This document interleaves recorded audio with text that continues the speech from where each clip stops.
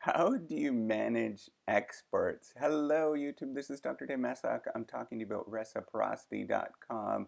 The E is spelt with a 3. It's a sharing economy proofreading software.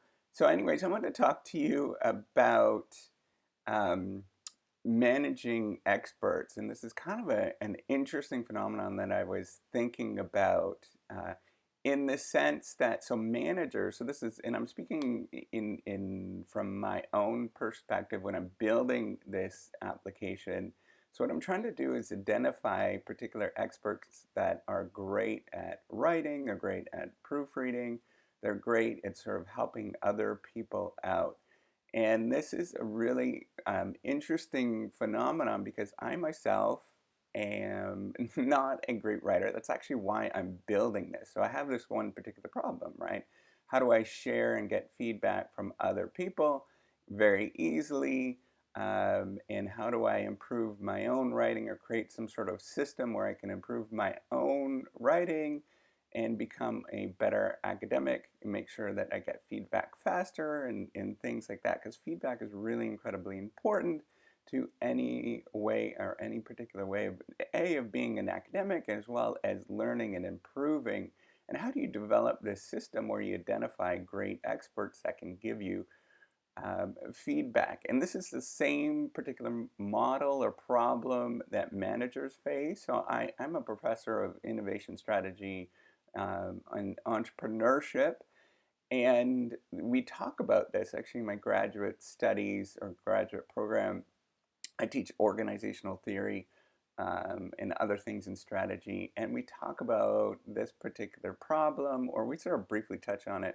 So that you imagine that a manager doesn't necessarily need to be an expert in what they are doing. They just simply have to figure out a way to manage these particular experts. And that's a tricky thing.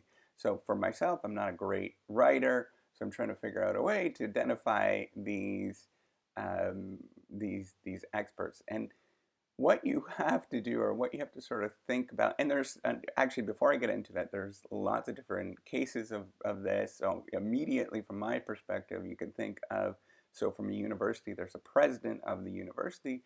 They don't know all the different ins and outs of all the different things that other people are studying. Those things at a university, those particular areas, there are experts. So at my own university, you can look out where I am, they have experts on physics. They also have experts on management. They have experts in all sorts of different areas. And the president doesn't know all those different specialties. So they have to figure out ways to manage that.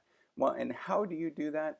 Um, what and this happens. Let me give you another example. So contracting, right? So you have to find contractors that are better than you, outsourcing agents that are better than you in the things that you're doing. So how do you do that? You have to create systems that in place such that you can A, identify them, and then B, you can, sorry, I'm just going to do that. You can uh, control or manage the process, right? So these are incredibly important things. So you want to make sure it's easy for people to join on, but then as well as you have to have these sort of processes to screen out different candidates, or making sure that they're doing the thing that you want them to do along the way. And so you have to create, in a software program like this, for example, you have to create different mechanisms to identify people, to make it easy to join and fun to join, but then as well sort of create systems, so such as reputation-based systems, right? So the ratings systems, so that you can identify the ones that are better, as well as the ones that need help. And the ones that need help, you can give them corrective action to improve. And if they repeatedly are not doing that well with what you're suggesting, then you can sort of select them out of the population, or make sure it's that they get adequate training or something along those lines. You have to think about these different mechanisms along the way. And then as you identify these other experts that are improving and getting better, you want to give them extra support. And that's how you sort of manage that process. along the way. So you're thinking from a higher level, you're abstracting yourself from that. You don't necessarily know that you are an expert in that one particular area, but then you're sort of thinking about can you create systems to manage this process and think about it. So it might be contracts, for example, might also be incentive systems and things, and all these different sort of mechanisms along the way.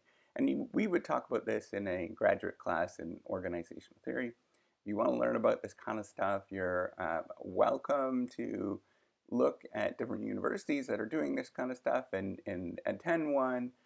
Super interesting stuff. It'll blow your mind. It always does with me, and you'll learn so much.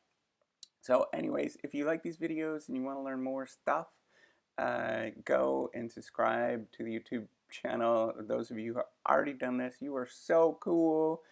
If you want to help out with the Reciprocity Project, you can also go onto the website, check it out, see what I'm trying to do. It's a work in progress, right? So when you develop these things, it's always a work in progress, and it'll improve as my wife and I continue to invest in it and get it better.